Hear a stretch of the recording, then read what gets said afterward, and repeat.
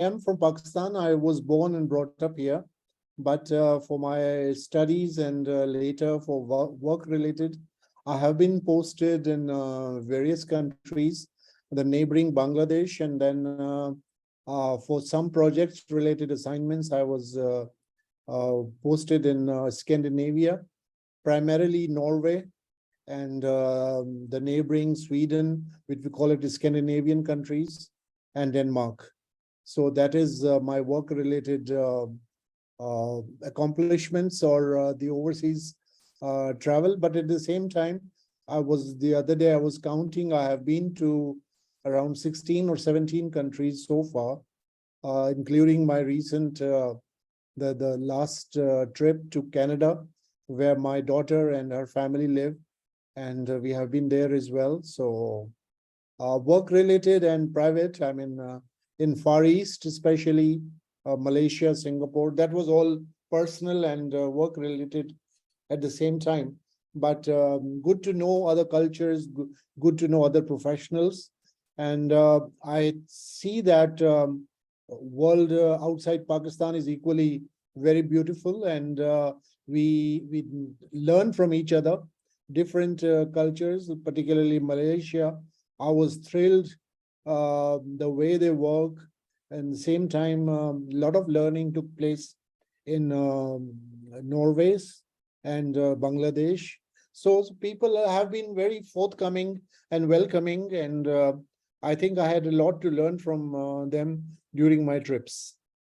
That's wonderful, wonderful. And as of today, out of the countries that you visited, which of the countries actually stand out for you? And professionally, what are some of the professional maybe attributes that you gained that you actually utilize today? I was in Hungary for work-related assignments, and normally people think that European countries are a little cold. They're cold in terms of the weather as well, but a little cold-headed, and they're not forthcoming. But my experience was different. I mean, I was being invited for various interactions like dinners, lunches, and they took me to so many places. And same was with Bangladesh. I mean, these people were not letting me any private time. So that was something they were, they wanted to interact and they wanted to learn. That was something that, I mean, learn about us, about our culture, about the religion, about faith, and how we are. I mean, people think that we are a small country. Maybe it's the values and cultures may be different, and particularly the faith-related, quote unquote, how we are termed.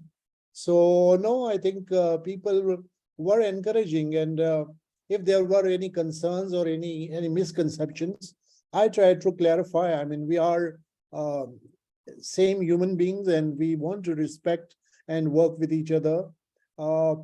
Political affiliations apart, but I enjoyed working with so many nationalities, and I think it's inside you how you interact with people and how you behave. So people reciprocate accordingly. Oh, I love that. Like, I agree 100% with that, Muhammad. And your family, though, I know I didn't get a chance to really ask, but could you include the personal side, your family? Yeah, I'm married for almost 33 years, and I have three lovely daughters. Two of them are married, and one recently became doctor, and she is started practicing very recently. So time flies. I'm in 33 years, and I was discussing with my wife this morning that I hardly remember their childhood because I was so busy working.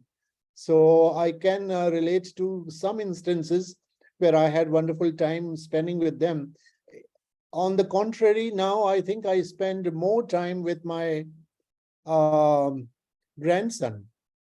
And I love him because he lives in Canada, but every weekend we talk, and He came to Pakistan last October, and we had a wonderful time.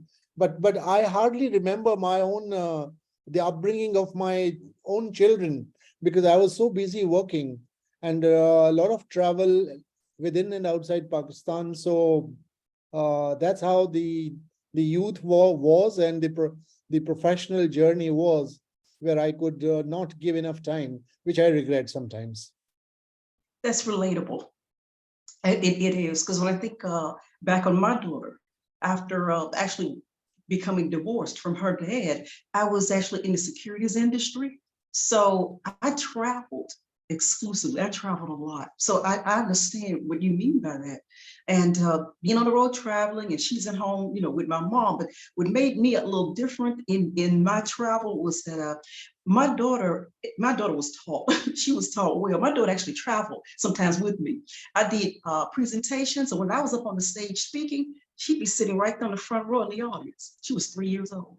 And can you believe it? Yes, sitting there coloring in her coloring book. And she would look up at me at the stage sometime and wave and just tell me, good job, mommy. And so I would move on from there. But I do, a lot of us listening to you today understand.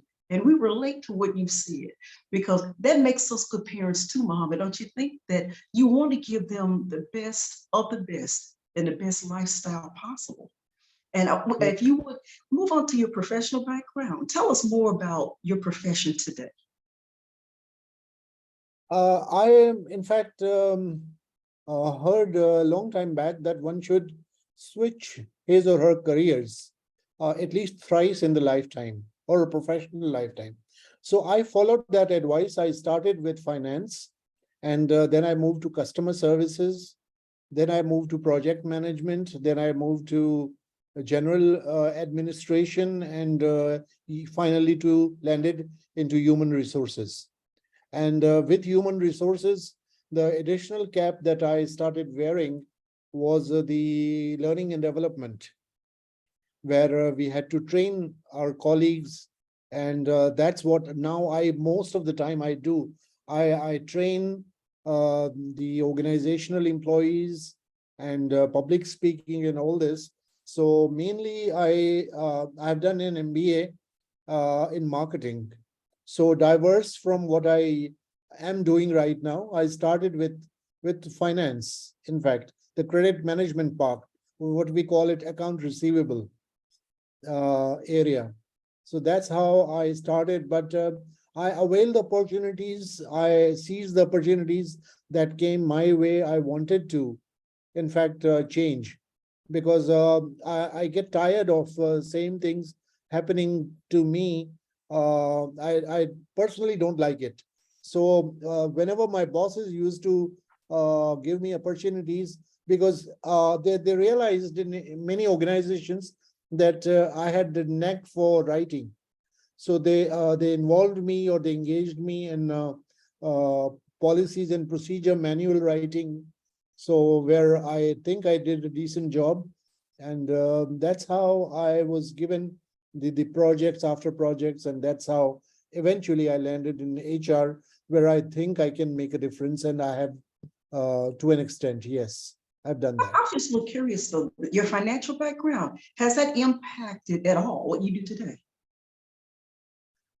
Financial, I was not in hardcore finance, but that was account receivables, where telecom companies where I used to work in Pakistan, in one of the companies where they used to give away phones and the connections, and that was their first experience, and they lost a lot of money in that, because people were not paying their bills. And lately they realized that they need a proper department to run that, who can bring money back from the clients to the company's account. So they created, and they asked me to lead that with zero experience, in fact, or some kind of an understanding that how it was. I was trained on the job, and I was given this responsibility to drive that. So I did that for a good 10, 12 years. And but eventually, as it was in my blood that I wanted to move on. I wanted to change. And so I moved on in my career and then moved to customer services, which was equally very close to my heart because I wanted to interact with newer customers, new people every day. So that helped me. And then the project management and eventually HR, which is more of an internal customers where, or the employees, you may call it, and where we meet and we hire them. And that was quite a task initially, but we made it. That was a nice experience as well. You know what? Speaking of internal customers, employees, and you and I just spoke of this, yesterday. When you talk about employees, and especially if we look back at the Great Resignation, as they call it, the Big Quit. I wanted to just ask you again the impact that you saw that occurred within your business or for the employees, and even if you want to touch on as well as leadership, what did you see happening on both sides? In fact, in Pakistan, I have experienced that particularly during COVID. There were two extremes to it. Some people were really freaking out that they might get sacked or they may be laid off. And they were pretty right because there was no business, particularly in the hospitality business, where I was connected with in a way as a consultant. And people were talking that they feel they're not getting very good vibes that will they retain their jobs or, but eventually a lot of people in one hotel in Pakistan, I remember they laid off more than 800 people. 800 people, and that was a lot of retaliation through social media and all this. People didn't like it. But on the other end, which is another extreme, where I know a few banks and a few companies where they did not let anyone go. Instead, one bank in Pakistan, which is a local bank, they gave bonuses during the COVID, and they in fact they have redone their medical policy, whereby employees, immediate family and parents were also included. That was such a nice gesture, which when employees were talking to me in one of the training session, and I could see them in tears. They were tears of joy, in fact, that they were so grateful to their organizations. So there are extremes where people have humanistic values. They think that their employees are their family, and how one can abandon their families. They just cannot. I mean, how naughty is your son or a daughter, or how mischievous he or she is? You will not abandon them. You will keep them. You will counsel them. You will talk to them. And that's how the organizations, which we call, that's the family XYZ company, and we are one family. So the real test is those difficult times for those organizations to prove that are they family or just an outsider, and they treat you like a crap. So that shouldn't happen, in fact. And I could see that feeling, and I was really touched. And I remember uh, one of a Western trainer or an American guy, I'm just missing out his name, and he said, in fact, there has to be some way where we can have lifelong jobs. And the same example that how can you abandon your family? You call us your family, your extended family. So that notion has to come in, particularly during the difficult times. You cannot, if you're not making good money, talk to your employees that how can we save on other fronts instead of sacking them in one go. That is sad story around the world. And on the, I was listening to you talk, and when I first started out spotlighting, I did spotlight a few guests that had both sides of it. There were, leadership saying that, well, what about us? It is lonely at the top, and we deal with also burnout and different types of, illnesses and mental setbacks like our employees do. But a lot of times the fingers are pointed at us. And then, of course, the other side of it, again, with the employees, some of them who just mainly felt that it was exclusively the leadership's, position to take care of everything. What do you think about that? They both kind of pointing fingers at one another. And it's unlike where you just say what occurred in Pakistan. You better be careful, Muhammad. There may be a lot of people trying to relocate there after what you just said. Most, But most what do you welcome. think about what I said about I those was two? referring to. In fact, I also worked for an organization here, which is a hospital and a medical college for a few months, and as a consultancy assignment. And I was told that they did not sack. They also communicated to me that they did not sack a single employee. Those who passed away during COVID, in fact, they tried to help their families by giving them some kind of a job. So that is, you see, that's where the family concept comes in or clicks in. So one has to look after. I mean, these ruthless corporate gurus, I would call them. This doesn't work. It's against the corporate norms, and one should do a holistic view. They should take a holistic view that how they should organize their finances if they're not making money, or if their earnings are lesser than the normal periods. So how they should, for example, if the electricity bills, for example, energy bills are highest, what are you doing in the long run? Are you doing solar projects to replace that? There are ways, there are alternates. One should use them instead of kicking out people from left, right, and center. But look at what's happening today. I don't know if it's happening there, but I know in the U.S.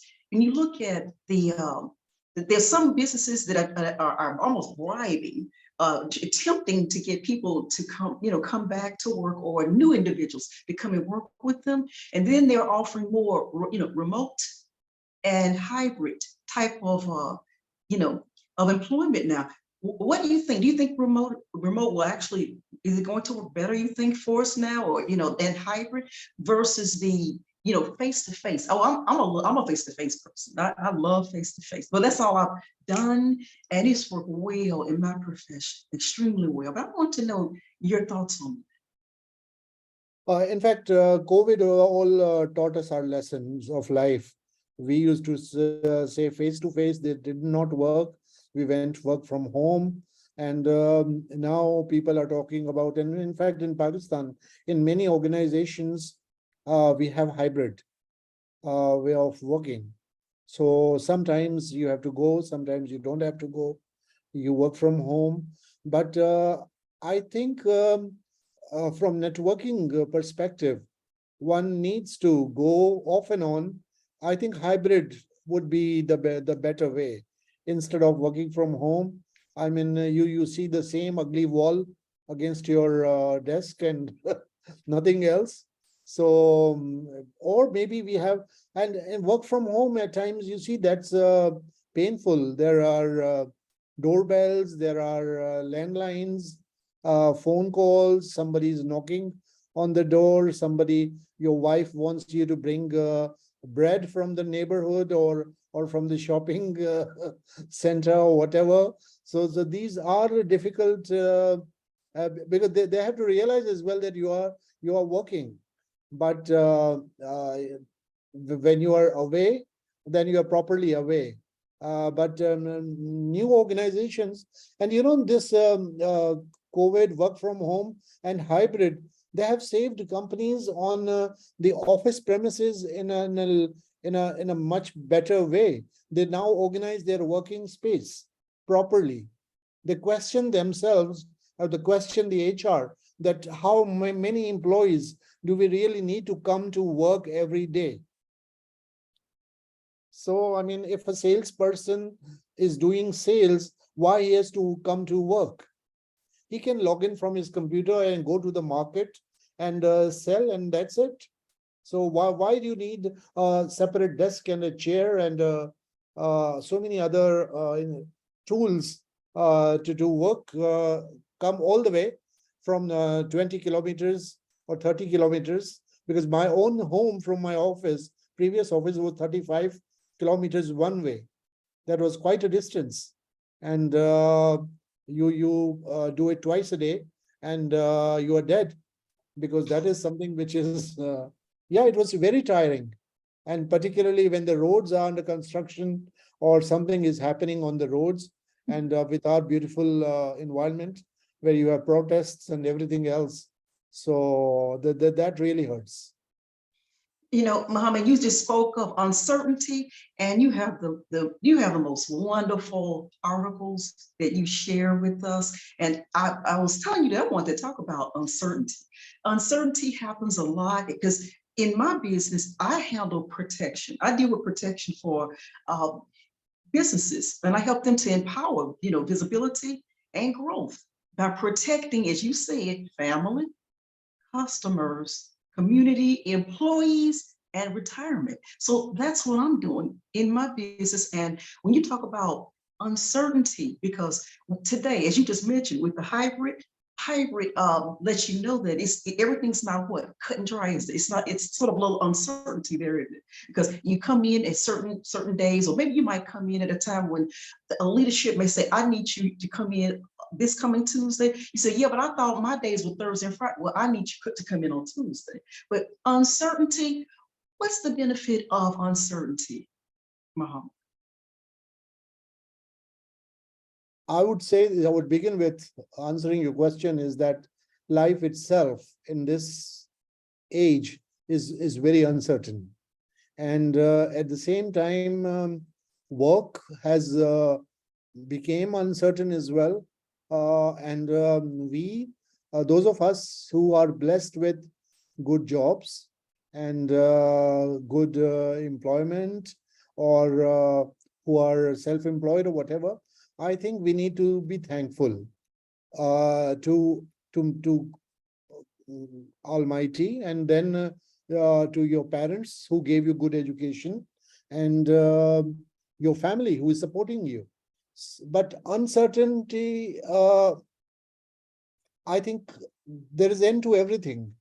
Things will not remain uncertain forever. We need to upskill ourselves during those uncertain periods of time. I remember during COVID, Harvard Business School, HBR, Harvard Business Review website announced some free courses. Who does that during this pandemic? HBR went ahead and did that, and a lot of people, even within our country, they participated and they earned certifications. So you see, uncertainty is also an opportunity for ourselves to upskill ourselves. If we know 2 languages, if time allows, and if we want to grow ourselves, because tomorrow my article will be coming on. In fact, I started writing, not tomorrow, but maybe next week. It's growth versus fixed mindset. So that is something that if you have a growth mindset, you will always learn newer things. Even at this age, I think I always learn each and every day of my life. There is no day passes without me learning.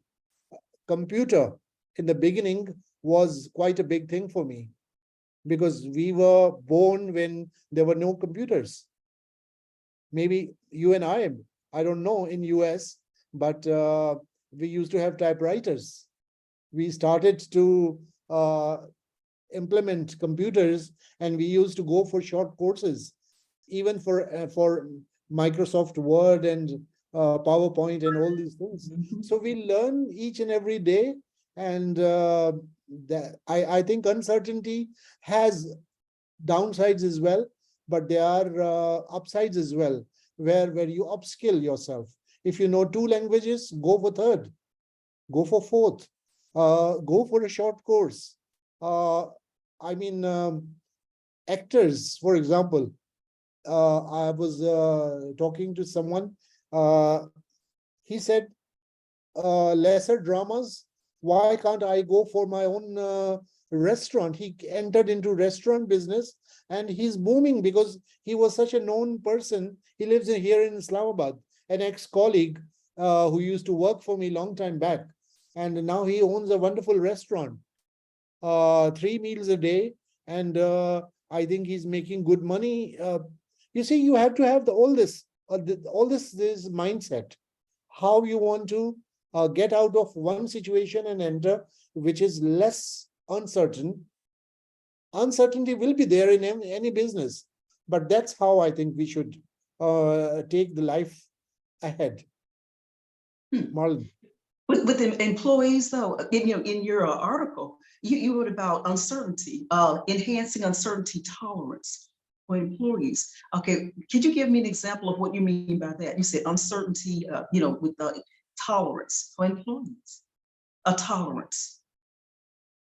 Uh, I think you will have to edit this part because I instantly I can't relate to what. Okay, well, for instance, when you've got, like I mentioned previously, So if you've got this is you get, editable, huh?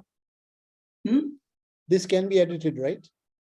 Yes, but it was just different sections of the article. But this particular one is what I picked up is that it's employees they when most of them are pointing fingers. Sometimes you've got some that really are trying to do the best they can, Muhammad. Then there's some who just want to point the finger at leadership, and mainly they're saying it's all their fault, the reason why it's occurring, and and there's got to be something more that they can do. For instance, me as an employee, if I'm an employee, and you're right, and it's during the Great Resignation period, and maybe the leadership is not behaving the way I think they should behave. I'm thinking, what could I do to help myself? And you just mentioned previously that go and take courses. Is invest in yourself. I think that's what you were talking about, investment. Exactly. Investing in yourself to gain stability.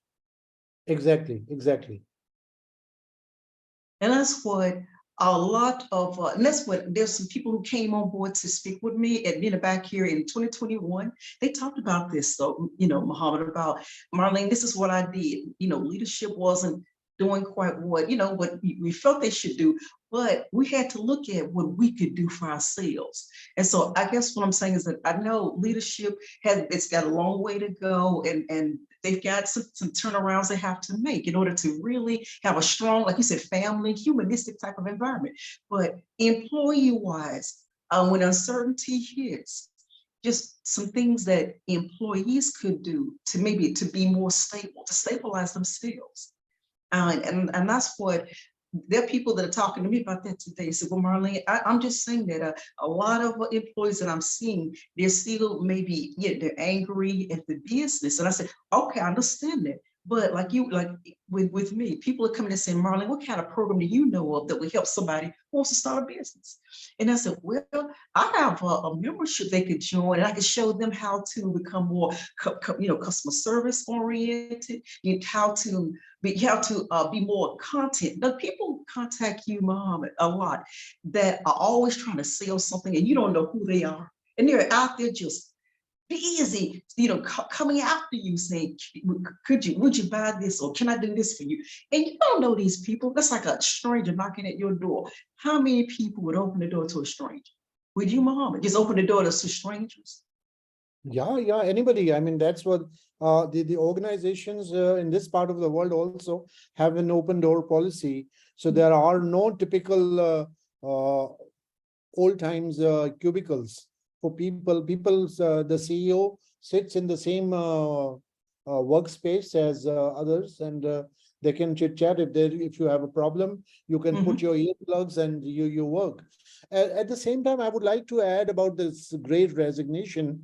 I think there is a big problem with the organization when they are in the growth phase. What they do, and I would blame HR as well, because they are not really well thought decisions of hiring. There has to be a cap on every position, that you just cannot hire from the left, right, and center because somebody at the top wants you to have 10 people where the work is of 2 people only. So you don't hire additional people, which eventually you will have to let go. So that understanding needs to be there, and HR must challenge the top leadership that, I mean, times are not right for this. Let's go slow and steady and look at our, because when the CFO uses his stick, then everybody listens. But HR also needs to have its own yardsticks or benchmarks in terms of the hiring process, the what you call it, HR budgets have to be in place, and you need to lock it that every replacement needs approval as well in these uncertain times. You just cannot hire just like that. So I think HR community needs to make some wise decisions to let these uncertain periods go a bit down, instead of making this huge show around the place that this company or that company has hired 500 people or 200 people or even 50 people. You see people who become jobless. It's not only them, it's their families as well. So somebody needs to think about them as well, that how they will survive. And we are not living in European or North American or American companies where or countries where you have retirement benefits and all this. You have to manage everything on your own through the salary kitty. You have to take it out from there. The governments are not what you call it, they do not have plans for the retirement in this part of the world. So things are different, and people have to go through all this trouble if somebody gets jobless. You know, I was thinking about, now this is something that I do in my company, is succession planning, and I was just listening to you, and you're right, giving employees opportunities for training. And if that should go on during the calm times, right? When it's calm, when everything's afloat, you keep training them for if something occurs where somebody in a top level position, if they become ill or if they die, you got somebody ready. Like you would say, why go and hire? You spending more money reaching out, looking for someone else. This person knows the business. This person is a family member. Get your family members, I agree, ready. Keep them prepared, keep them trained and ready so that they can keep that business afloat. That is so true, you just said. I agree. Do you have any kind of a succession plan like that in place within your business, within your company? I'm a small business of fewer people, but yes, wherever I have worked so far, we have identified. I mean, all these positions. You see, people were not in the multinational companies where I worked. I could not move a ladder up unless I've identified my successor, and that's how the organizations grow. I mean, how should I expect that I should be promoted unless and until I have not identified my successor? So that's something which reflects bad on me as a manager, where I have not identified. Either I'm too insecure, or I was unable to identify, or I did not feel that somebody really can fill in my shoes or fit in my place. So that is a sad story where people think that, oh, he or she is not capable enough to replace me. If that is the case, then why you hired him in the first place, or why you hired her in the first place, where you cannot identify your successor for every level, even up till assistant manager level. We used to have that succession planning in place in good organizations. Excellent, excellent what you said. I agree, because I look at businesses today and they still lack that criteria. It's even right now, even after what happened with COVID, Muhammad, there's still businesses out here that lack that. They don't have it in place. It's not there. And I I would think this would have been an eye opener. People, in fact, people have short memory and they forget that what they should be expected of. They were complaining about COVID, slow businesses, when for the last 2 years there is no COVID, and there is no reason not to take precautionary measures, or people need to fix or diagnose the problem and fix it then and there, instead of hanging in the air. Mhm. So they did not do a good job in many organizations where we go and visit them and talk about that. Tell us about how do your headcount budget, or manning budget, or manpower budget, or HR budget. How does it work? So they have no clue what we are talking about in some cases. Hmm. I wanted to ask you about you are authoring a book. Could you just give us just maybe an overview of what your book is about? Because you have some phenomenal articles. I just look. I'll look at your post. I spend less time on the post part than I do on the article. I'm being serious. Then I didn't even let me go back and I'll read the article, and then I'll go ahead, and that's why sometimes you get two responses from me. Have you noticed that? I'll respond to you twice. And it's because Yes, I'm doing them yes. separately. I don't just read the post and then move on. I see that you have the article, and I'll jump on and the article gives me a much greater and expanded view of what the post is about. Then I go, Marlene forgot to respond to the post. Then I said, oh no, he's probably wondering, why would she have two responses down here? That's why, because I'm spending time. Plus, I copy your articles. I spend time with those articles because they actually overlap and they impact what I do in business. So I love reading your content. It is superb. I'm superb. But tell us about your book. That's what I'm really looking at to hear today. In fact, my book is in the offing for quite some time now. I started writing it during COVID, and that was the best time I think I could spare, where most of us did not have much to do. No businesses were working, so I started writing, and it is basically primarily, I would say, it's on leadership and organization. I have a few names that I have shortlisted, but still have not finalized. And I think my biggest uh,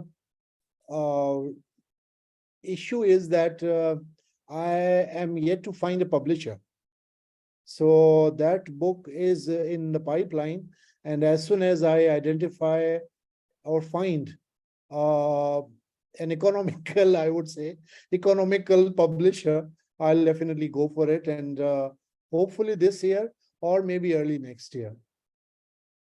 See, that's So that is wonderful. the short answer of my book. Okay, well, let me ask you this. Now, I'm not saying go into like detail, but just I don't know, just a smidget of it. Just maybe one part of leadership. Servant leadership and different varieties of leadership. But just enough to just get us excited about this book. Just whatever you want to give us today, that will draw us once it's published. Leadership, in fact, you see, it's the first thing that comes to our mind is the CEO or CMO, or in fact, to me, anyone who is leading more than 2, 3 people in any organization is a leader, because he's driving the show for his or her department. So they need to have a certain skill set. They need to, they have to have humility. Number one, they have to have integrity. They have to have humility. And I go back and forth in my articles talking about that it is the leader. People say that leader leads and rest follow. It's not. Leader, in fact, is the one who stays in the background and empowers his team to work. So my whole book is kind of revolving around this concept, that the empowerment, integrity, accountability, and so on and so forth. So people need to, and we need to teach our younger generation as well. They are young, and they need to learn from us as well, and we need to lead by example. That how do we want to demonstrate that when tomorrow they takes over from us, they have the ethos or ethical framework that they need to bring into the organization. People at times, I've seen a lot of organizations where the top man says it's my way or the highway. It doesn't work. It doesn't work. If you want me to do it just for the sake you are telling me to do, and what if that decision comes out to be wrong? Who needs to be blamed? It's not HR, it's not the CFO, it's not the chief marketing officer. It is the organization overall. So we need to work together. The consultation, at times, there is no consultation and one man drives the show. That is not organization. It should be, somebody should be running a small shop at the roadside instead of running such a big company where you do not know that how the agreement. I always use one term, that let's agree to disagree. Let's talk at least. So organizations who do not believe in this kind of culture collapse. And we have seen a lot of big companies, big names, BCCI, Bank of America, and in this part of the world, lot of example, businesses collapsed like anything and couldn't come back. So the companies we used to know, Nokia handsets, where are those now?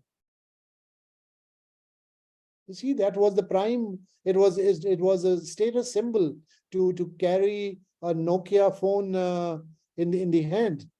Where is that? So and a lot of other businesses that we normally talk about it, and they have simply disappeared from the scene.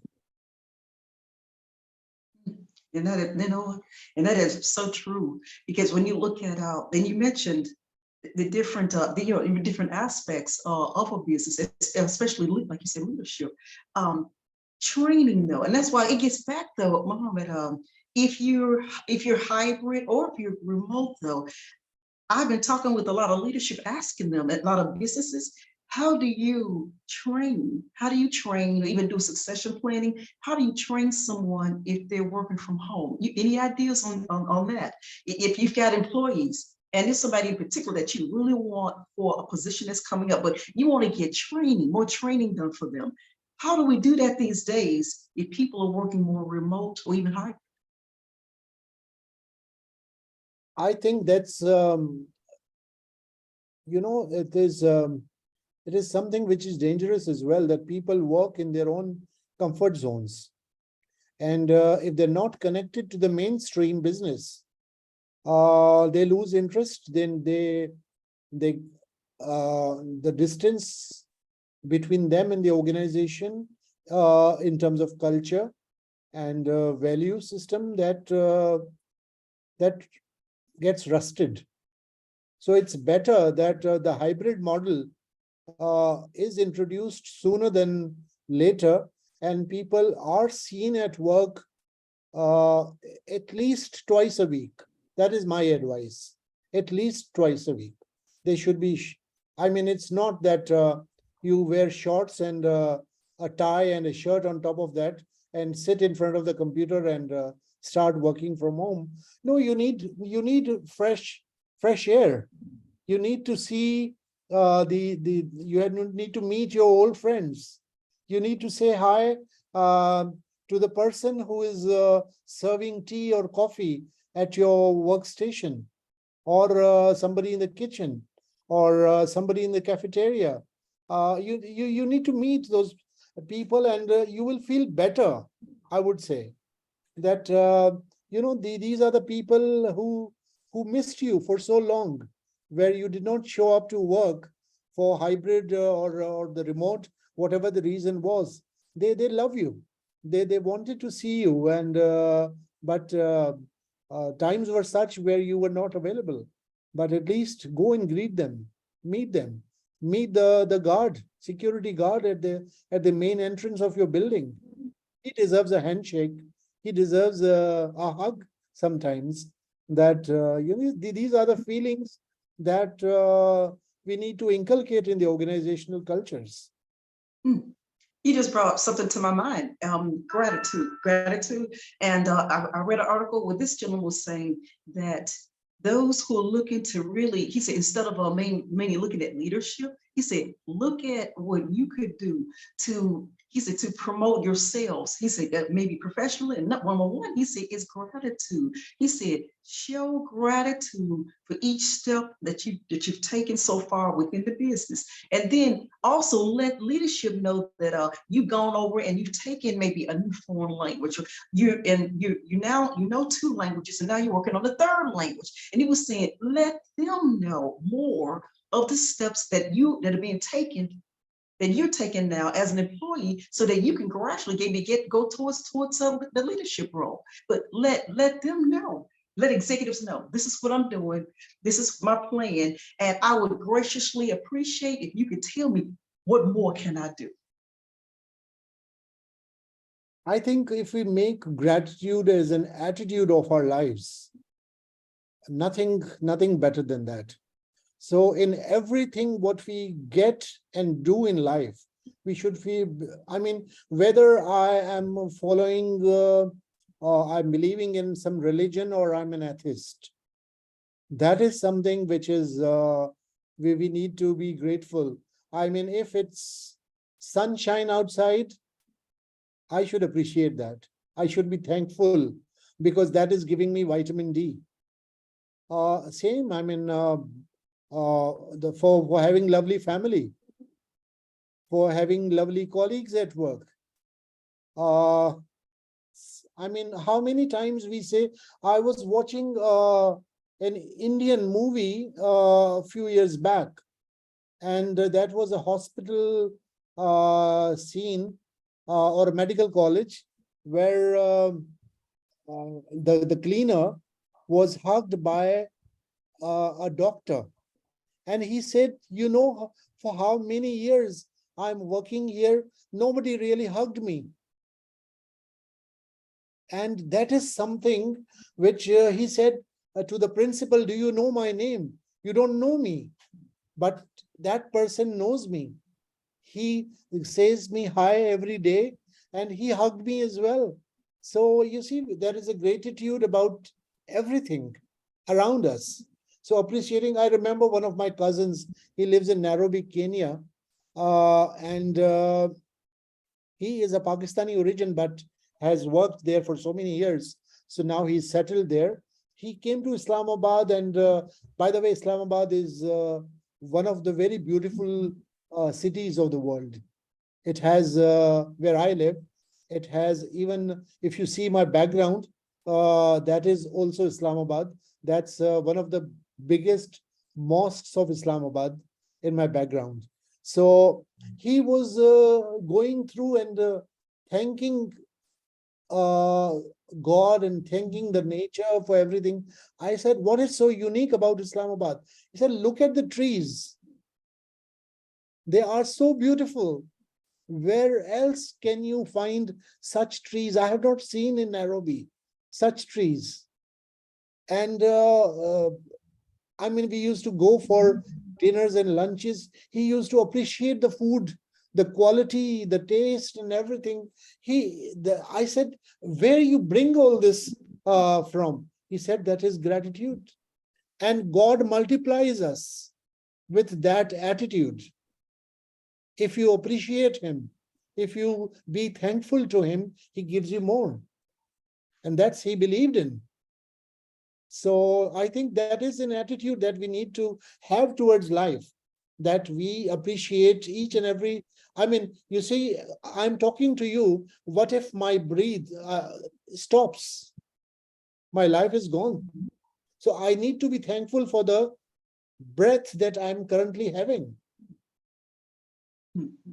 So I think we are getting into the emotional side of this discussion, but that's how it is. And we need to be grateful to everything. What if we were not blessed with a nice house and nice car and nice job? What could we have done? Nothing. But when we have it, let's be grateful for it.